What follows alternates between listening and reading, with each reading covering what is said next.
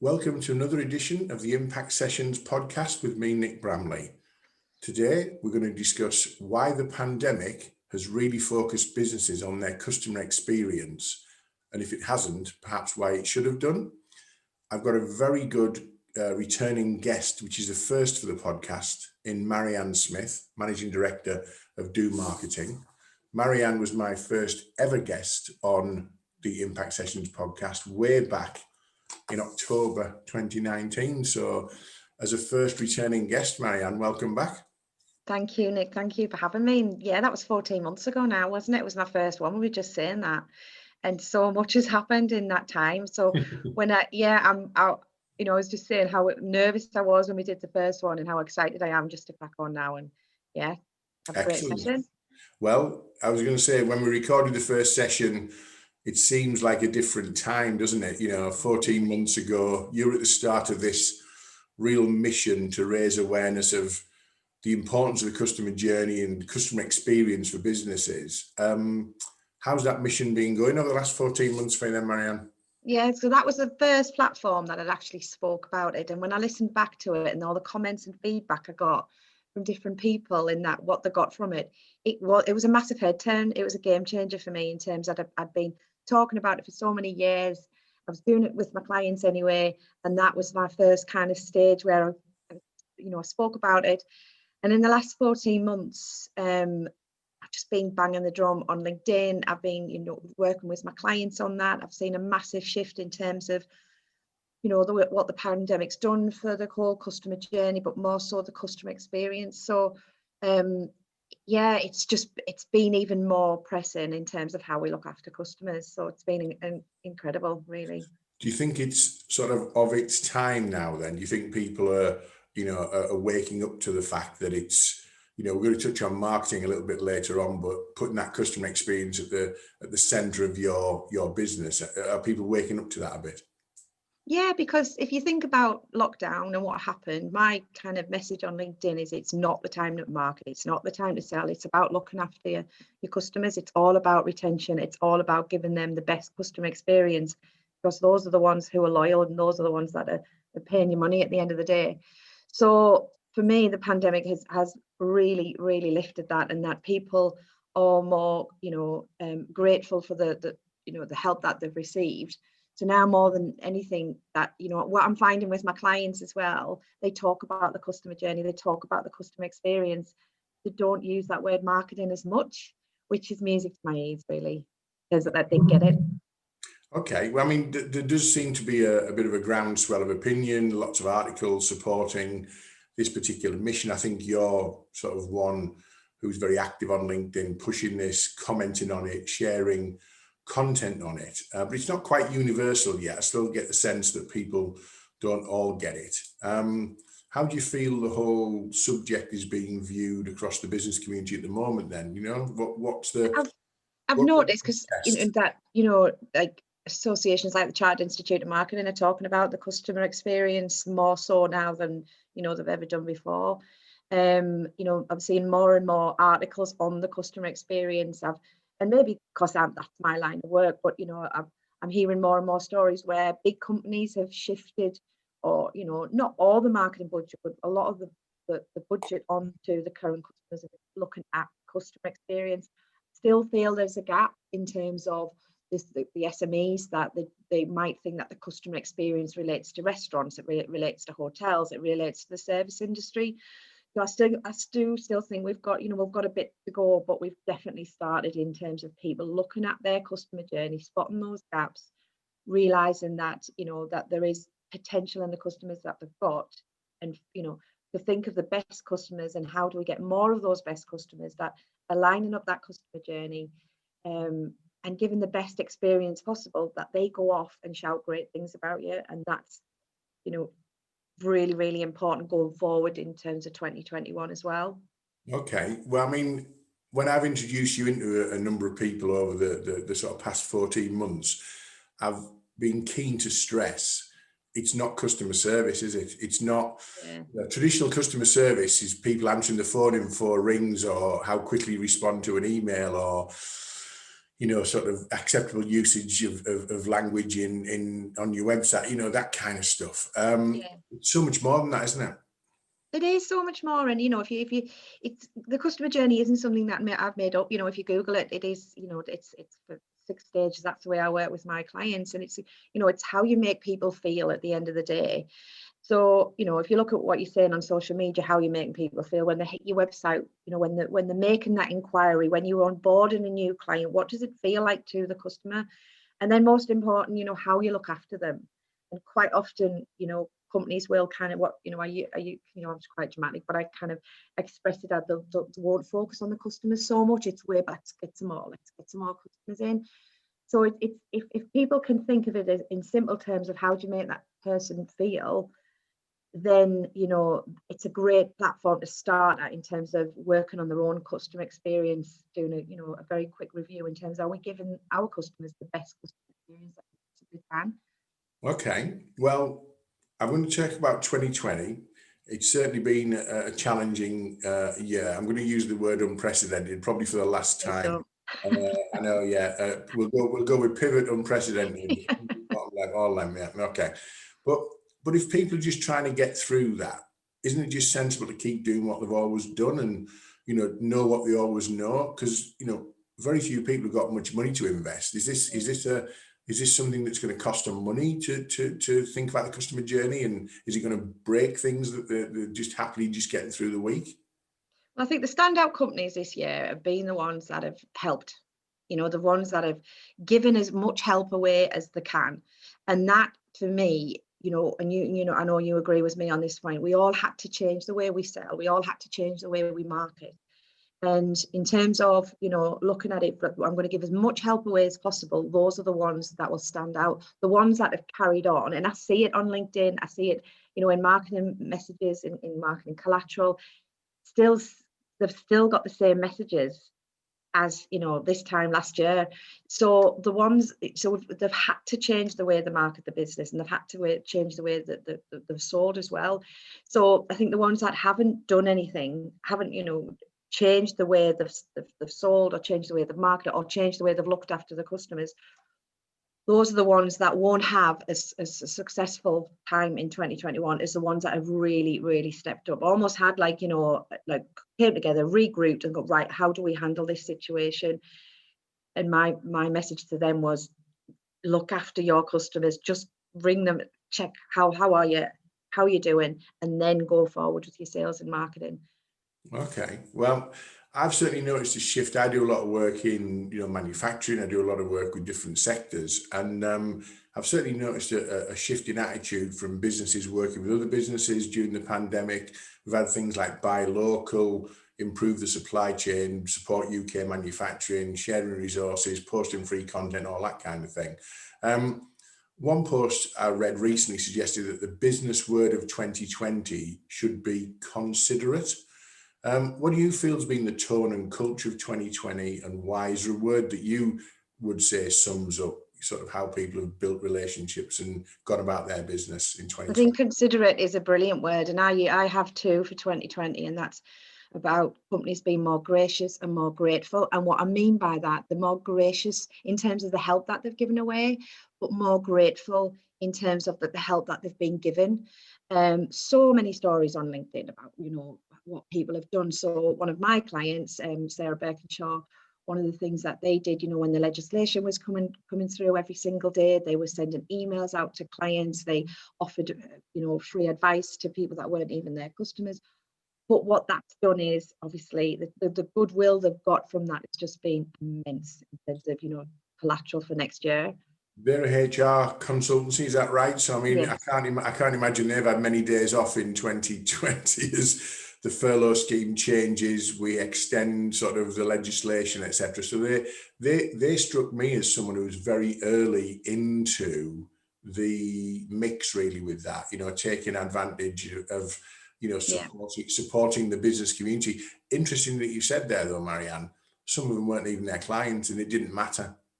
No, they were doing Ask the Expert sessions. So one of the things we did very early, we got in touch with all their clients, and we just asked them, what are your challenges? What are your concerns? What opportunities have you got, now and also going forward into 2021.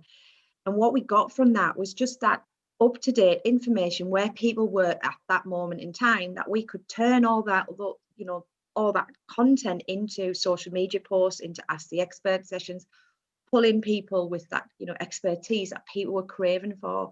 And that was a really simple exercise. Number one, it reached out to their current clients. Number two, we got all their problems and concerns.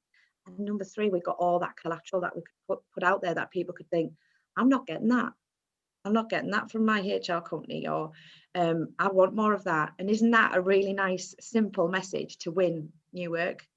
It's a great output to think that by doing the right thing, and I would call it the right thing, you have kind of built a platform of collateral that helps the business. So, while Sarah's business was being helpful to the audience it was trying to attract, as a sort of side issue almost, the generated collateral that stands them in good stead for 2021 and beyond, doesn't it? So it's great to see that. That's a very open-minded business. And I just want to give you a chance to shout out anybody else that you've seen doing extraordinary or considerate things. I think that grateful and gracious is a really nice way of putting it, really. Things that weren't doing beforehand, maybe that set myself apart in the market. I'm going to have a shout out to Josh Gudgeon from Get Media. Very early on, Josh was sharing lots of tips and advice on how to create content. Content suddenly became the thing, didn't it, for businesses? And he's a videographer and filmmaker, and he was just sharing loads of practical tips on get yourself on your iPhone, get yourself on your smart device, make a video, how to do it. And he was brilliant in the early days. He's gone a bit quiet now because he's very busy. Very busy, yeah. Doesn't that show? I don't think those two things are disconnected, by the way. The stuff he was doing in April, May and June, giving away this free content, raising his profile at the same time, has generated an order book that he's really, really, really pleased with. Is there anybody else out there you want to give a shout out to? Well, just picking up on what you've just said there, that, that's no surprise. I had my best July in August and September because I was on LinkedIn more. I was pushing out messages. I was giving advice. People were thanking me for that advice. That just felt like a natural thing to do. But because I was, in the right place at the right time, giving advice that people needed, being respectful, being considerate, as you've mentioned before, that's really helped me in terms of creating my products and getting me out there as well. I think there's so many examples of companies who've done things differently. I think I want to give a shout out to two of my clients, if I can, who actually set up this year. So you've got Charlie Melia, who set up a recruitment company beginning. We've got Nicole and Robert from Slick Accountants, who set up their own business, and they are busy. And that's like, I know there's lots of companies that have given stuff away, but that takes real courage to do that. We all kind of felt something was coming, this wave was coming, but they cracked on, and they're really, really busy. And particularly Robert and Nicole, what they've done, they've embraced this whole online. So they've got, a marketer in Leeds, they've got a salesperson in York, they've got VAs in Edinburgh. So they've built up a virtual team that they can take forward. So I think that is in itself is just incredible. So is it always an output where if you do the right thing with mapping your customer journey, and you've mentioned 6 steps, and we're not going to go through those because they were all covered on the first podcasts, but the 6 steps of customer journey, essentially before they buy, during the buying process, buying, and then post sort of purchase, and in a bit more detail. But doing it right, does that always generate opportunity as well for the business if they do that? Are you seeing the businesses that embrace customer experience, customer journey, being ahead of the curve then right now? I do, absolutely. And when I do map out the customer journey, quite often people get me in, and I might have mentioned this before, but I do think it's really important. So people would get me in because it's to do marketing, and I want you to do my marketing for me. So when we map out the customer journey, I spot the gaps immediately, and where I like to start, and I end up changing their perception of marketing, is with the current clients that they've got. I listened to a podcast the other week, and the guy mentioned something about this word upsell, cross-sell, and what he referred to it as the right sell. And because I talk to people about let's get you more of your best customers, kind of coined this phrase in terms of your best sell. So your best sell is in terms of looking at your current clients and thinking, what do they need?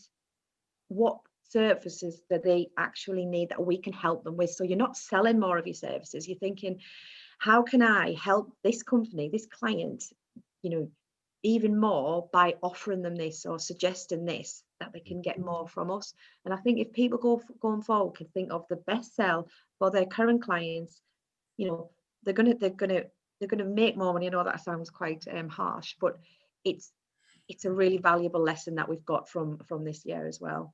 But that is, as you've mentioned several times now, starting with what your existing clients, that will then help to generate. From my viewpoint, I'm a sales professional. I do look after key account people and who look after growing their existing customer spend. But for new business point of view, if you build your new business based on a similar process, i.e. a customer experience, customer journey touch point, then you're going to be even more successful than you would have been, because the customers are going to get it, aren't they? They are. And just to talk about Robert and Nicole, the accountants that I mentioned before, so they got in touch with me, and quite typically they wanted YouTube, they wanted help with LinkedIn, they wanted to be on more on Facebook. And the first exercise I did with them was, I contacted their clients, and what we got loads of fantastic feedback. So that gave Robert and Nicole reassurance that they were doing an amazing job for the clients that they've got. It gave us case studies, it gave us testimonials that we could put on the website. So why wouldn't you start at that point? And I've heard so many times, and this will resonate with lots of people, where people have said, they spoke to clients, the clients have gone elsewhere for different services and thought, oh, I didn't know you did that. Oh, that honestly, because you've not mentioned it. I'm on a mission to remove that phrase from any one of my clients that I work with. When people say, I didn't know you did that, that means something's not being joined up somewhere, doesn't it? Someone, it's so simple, joined the dots, and they'll swear blind that they've told them, but if they've told them but they haven't listened, then it doesn't make a difference, does it? You've got to map out, and we've got an exercise that we're going to do in early January with a particular client working together, where we're mapping out, aren't we, what the customer touch points are, and then what the collateral needs to look like at each of those points to make sure that the journey is maintained. So I want to touch on the next point, really. You're a fellow of the Chartered Institute of Marketing, and yet we haven't really covered marketing for the listeners. So what's the connection between the customer journey, customer experience, and the marketing mix and the communications mix that businesses often see as social media website, that's all they see? Yeah, so for me, when anybody, like you say, anybody hears that word marketing, is because they want to attract, they want to bring in new people, they want more inquiries. And it's I find it really interesting that quite often they don't know what success looks like. And when I drill it down, do you want more inquiries coming into your sales funnel? Or let's work out how, who is your best customer? Is it 10 grand a month? Is it 80 grand a year? Is it, 5 grand a retainer? How many more do you want? So for me, that marketing, it's just... How many more can you cope with as well is the other thing. Exactly. And this is the thing, because, I talk about this a lot. One of my biggest bugbears is when you hit the website and it says ring now, contact today, and then you ring and you can't get through. Or people say, oh, I'm so busy. I've sat in offices where the teams have said that, oh God, I've got so much going on. And I'm thinking, oh my God, don't say that do not mention that to your clients or your prospects, because we're telling them to ring now. So in terms of the marketing piece, I see that as awareness, consideration, which are the first 2 stages. But in terms of linking it to the customer journey, you can market, but you can also unmarket. And that's why you need to map out all the customer journey. So when we're attracting them, we've got the inquiry process, right? We're onboarding them in a brilliant way so they feel welcome. We've got our customer care plan in place. We've got our complaints procedure in place as well. And I think that's really important. But the best bit, we've got our advocacy, which is the last stage, and those are about creating internal and external advocates, which go out and shout great things about you, which naturally, from a referral point of view, a word of mouth point of view, help in terms of growing the business as well. People like to be associated with success and things that work, don't they? So advocacy is about people saying, well, I'm not getting that from my provider, but I'm seeing that you are, so why don't I at least explore that? And that starts the circle again then, doesn't it, really, in that respect? It does. And when I talk to people about content, let's take LinkedIn, for example, where we use it a lot. I talk to my clients and about creating a head turn. And it's literally like, you know, looking at that piece of content and thinking, they're looking after their customers so well. Why, you know, I'm not getting that, I'm missing a trick. So isn't that just worth a phone call to check these guys out? And that's where it starts. Yeah. You know, that putting that out. One of the things I do when I post, I try not to talk about me so much and Anna Brilliant. This is what I've done. I use my clients as heroes. So I'll kind of say, you know, Sarah's team did this, Nicole did this, Robert did this, Andy and his team. And I think because there's so many heroes from within, and, you know, quite often they're overlooked, because for me, they are the eyes, the ears, the relationship builders. They are the marketing team. Well, let's look at a couple of heroes. Let's look at a couple of case studies, okay? Yeah. You and I have worked together a number of times during the pandemic and post, sort of, well, we're still in it, aren't we, I guess. I look after sales, training, strategy, and you look after customer experience, marketing strategies, etc. And we've got a couple of case studies of things that I'd like you to share with the audience without sort of breaching any confidentiality. So let's take the first one, which is a large online bathroom distributor. Yeah. How did your mapping of the customer touch points and the customer journey result in some, you know, refocusing of budget? Phenomenal success that was. I mean, that's like, you know, what they did. So when we went in, the MD wanted more inquiries, which, as we mentioned before, that's what people think marketing is. So it was about getting more inquiries. Then we need to do radio advertising and TV advertising, you know, big budget, big spend. But when we mapped out the customer journey, we spotted something, you know, vital that was missing, and that was that they had a huge gap in terms of they were getting those inquiries. The inquiries weren't the problem. It was they were hitting a brick, not so much a tall brick wall, but there was so many inquiries coming in they couldn't get to them. So when the pandemic hit, they looked at the customer journey that we'd done with them, you know, focused on that particular gap. And then they split where for the audience and the listeners then, where was that particular blockage? Yeah. So that gap was in the inquiry stage. Yeah. So inquiries were coming in and there was a gap in terms of the sales team picking up the calls. Yeah. So picking up the calls in enough time, of being responsive to get back to people when they made those inquiries.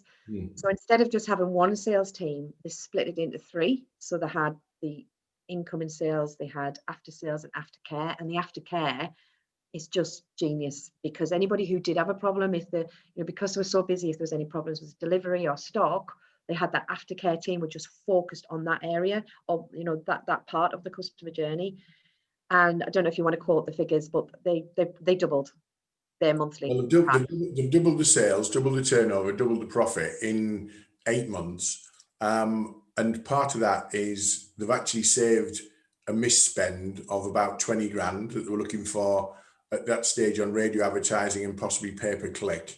And all that would have done would have just made the blockage even bigger. And one of the things, there's two areas there. One was the inquiry stage, they weren't slick enough to handle the inquiries, so they were losing potential. But also the ones where they were putting a proposal and a price proposal together, they didn't follow them up because they had no time to follow them up. So they had, like, and I won't mention the figure, but they had lots of notes on the end sat in the funnel, not being followed up.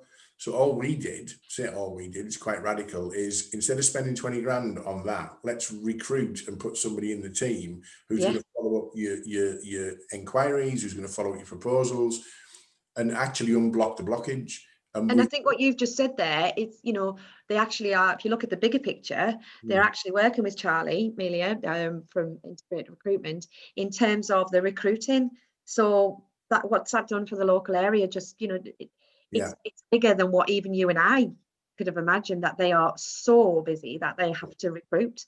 But the restructure was genius on their part, saying, look, you know, our problem is our salespeople are dealing with stuff that's nothing to do with sales. It's to do with aftercare. It's to do with, you know, transport, logistics, deliveries, all the things that you've got to go with. So put an aftercare team in place, because before, it's fair to say, they had an open plan office with 16 staff. The phone would ring. It was like a hand grenade going off, wasn't it? It's like, I've done mine, whatever. I answered the last three. Whose go is it? So they've completely changed the culture of that hand grenade, haven't they? I did, and I put a post on LinkedIn months ago now, and I talked about my mum and how she used to work in a sofa company, and she did after sales, and I put a post on about, why don't B2B companies have after sales? Mm.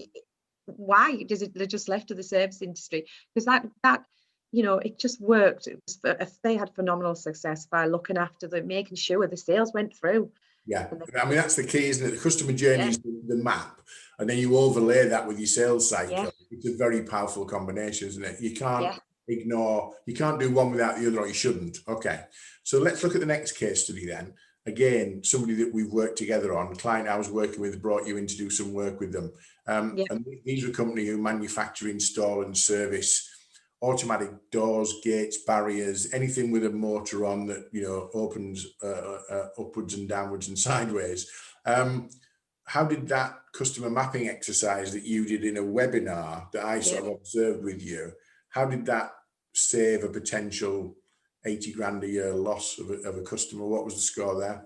Well, first of all, a big shout out to Richard, the MD there, because what he did, he allowed a platform to bring in other people beyond sales and marketing in in a webinar where we're talking about business development. So we had estimators, we had sales, marketing, we had engineers, we had directors, we had a whole group of people who, for me, the biggest takeaway from that was the fact that we had a marketer on one side who had all this, who desperately needed this content, and then you had the engineers who were front line in front of the customers who had all this content, and they didn't know that was talking to each other. So by day 2, because we did 2 90-minute sessions, by day 2 they were the link there in terms of we could be doing this, we could be doing that. So the 2 areas that we focused on was number 1 was the account management. So they said that they'd had this 80 grand client, and if they lost the biggest client, if they lost that client, what would that mean? And that's where people don't think about. It's not just about getting more in. It's like, well, what would it mean to lose that client? And that's when people really think. So we made a few tweaks to the account management to save more of those 80 grand clients, so they don't go anywhere else. But just a simple thing like, and this I didn't come up with this. This is one of the engineers who mentioned it. When they installed a new door, then just have the brochures in the back of the van and just bring them out and say, well, we do this and we do this. And at that moment when the customer is over the moon with the new door and everything's gone really well, that's the ideal opportunity to go in and best sell, cross sell, whatever you like to call it, and they do that every single time now, and that's again game changing. The other thing they're doing now, they've introduced an engineers incentive scheme, and it's not to sell, it's just to open your eyes. And I say there's a 3-step process. One is do the job that you're there to do. Just do the job that you're there to do, i.e., service that gate or that barrier or whatever. But second job is open your eyes and see what other assets are on the site that perhaps are not being looked after by you. And the third thing is have a chat. And that's not selling. And it's already started. One of the guys earned a nice pre-Christmas bonus for a job he was at anyway in November. And he went in November, did the job. And while he was there, he went, who looks after those? And he said, well, to be fair, nobody. And he said, well, all he did, I'll put you in touch with the office. The office followed it up, got a service contract put in place. He went back, same engineer went back, serviced the assets that he'd identified on the site and got a nice little Christmas bonus as a result of it. So the customer journey doesn't belong to people who work in customer service, does it? It belongs to everyone. It belongs more so to the team. And I mentioned it earlier about marketing and unmarketing. That could have gone so differently. He could have maybe spotted that and thought, no, I'm not going to mention it because nothing will happen. But he stood up and he mentioned it, and he's got a bonus from that. That's brilliant. Yeah. More of that. Definitely. Excellent. Okay.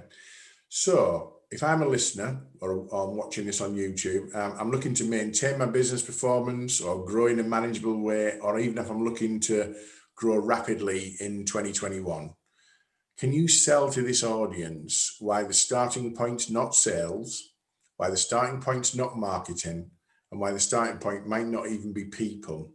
It's mapping the customer journey and mapping the customer experience. Sell that to the audience. Okay, so if you do it really simply, which is what you mentioned before, so pre, during, and after. Walk through your best customer's shoes. So how did you pull them in? How did you look after them?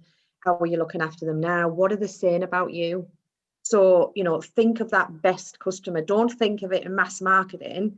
Think of, the one that makes you happy, makes you proud, makes you money. How did they come in? And then just map that out really, really simply on a piece of paper. And if you're not getting the types of customers that you want, because this happens a lot. People say, oh, I'm working with this one, I'm in the wrong sector. By working on your best customer and mapping out how they actually came on board, there is so much in there. So I think in terms of where to start, it is actually starting with your current clients and working backwards. What can we fix to make this whole experience better? And that's just a simple term, isn't it? How can we be better? How can we make pre, during and after better for our best customers? I think that starting point that we're doing with a particular client in January, then you overlay, don't you, the documentation and the response at each of those touch points. So, when you need to send a proposal, then you're looking from a marketing point of view, does that proposal do its job? So does the it look customer nice? identified you need to do a proposal, but then the marketing side looks and says, does that proposal do its job? And then the sales side looks at, does that proposal get the message right? Am I going to get success with that? So that's why it's almost like a holy trinity, isn't it? Customer experience, marketing, sales, and then your team are all part of that, because your team are going to embrace that anyway, aren't they? But going back to what you said with the company who do the sort of servicing of the automatic doors, the breadth of people they brought to the table made the difference in those two workshops, didn't it? Like you say, engineering, operation people, internal, service coordinators, service team managers, MD, external people, and those ideas were generated across the board, weren't they? Absolutely. And even in the bathroom company, where we had one guy who, I think his first job from leaving school was McDonald's, and the bathroom company was his second company that he'd worked for. He'd seen something and could have, if he hadn't been given the platform of being in a room with people from different departments, what he actually suggested, I remember one of the directors was like, whoa, love that. They took that forward, and that was just about putting something on the pallets that the trades guys could see. It was a bestseller or a cross sell, if you like, and they use it. And that's come from a 20-year-old lad whose previous experience was working in McDonald's. So there's so much potential in the teams that you've got. And don't want to use that word kind of platform too much. It's sort of in 2021, just bring your teams together and create those meetings that you have a cross section of people from various departments who've got things to give. I think that's the key as well, isn't it?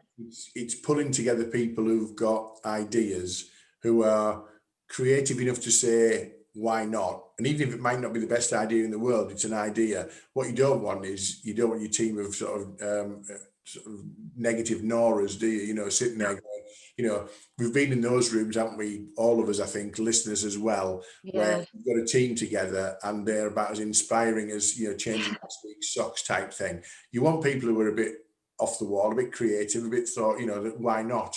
And who might be prepared to take a risk with some thinking. So they exist in every business. So just they do. And I listened to your podcast the other day with Lisa Clifford, and she said something about, I think you'd mentioned to her, do you get people in, who are not for it and kind of think, oh God, what's this all about?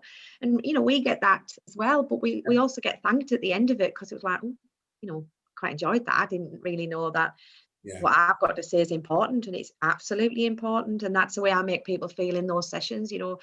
What you've just said there is incredible. It's either going to save your company shed loads of money, or it's going to make them shed loads of money, and they have absolutely no idea.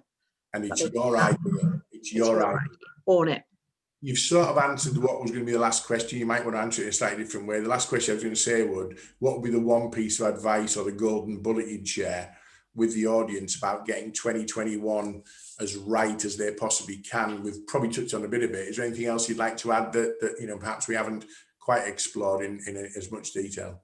Yeah, so I've got one client who, when I started working with them, they were kind of like, right, okay, this is what we want to do. We want to attract, this sector and this many clients at this value, blah, blah, blah.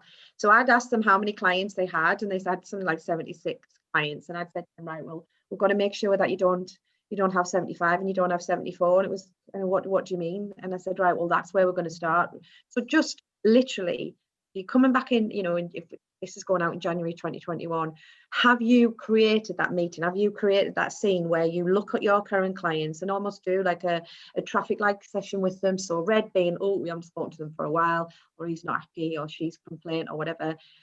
Amber is the one that they're all right, but green is the ones that you can get case studies from, testimonials and Google reviews. So if you do that traffic light system on your clients, you know where to start. And I don't have to say this again. You start on the reds, you pick up the phone and just ask, how are you? But the brilliance of that is the simplicity of it. But also, what I would, a word of caution to anyone who thinks Amber's okay, they're very dangerous, aren't they? They're very. Amber could go to red as easy could go to green, couldn't it? Absolutely. And that's, it's, I always, in my workshops, I always have a slide, and it's like, if you think you're giving your customers 10 out of 10, it's about giving them an 11. It's about, it is about giving them, going that extra mile, and that extra mile doesn't have to cost you thousands and thousands of pounds on your marketing. It's just about thinking, what can we do to make this better, to make that customer feel better? And those ideas come from your team.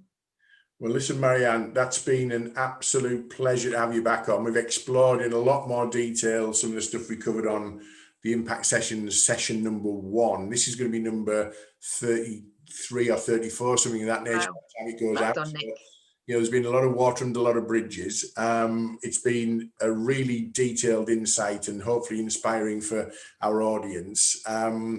As those who don't know, the podcast available, comes out every Tuesday, new episodes, and it's available on all the usual podcast platforms. It's hosted on the website of IMPACTUS Group. It's also on our YouTube channel, but iTunes, Spotify, YouTube, etc., etc. So you can find it wherever you find your podcasts and your fixes.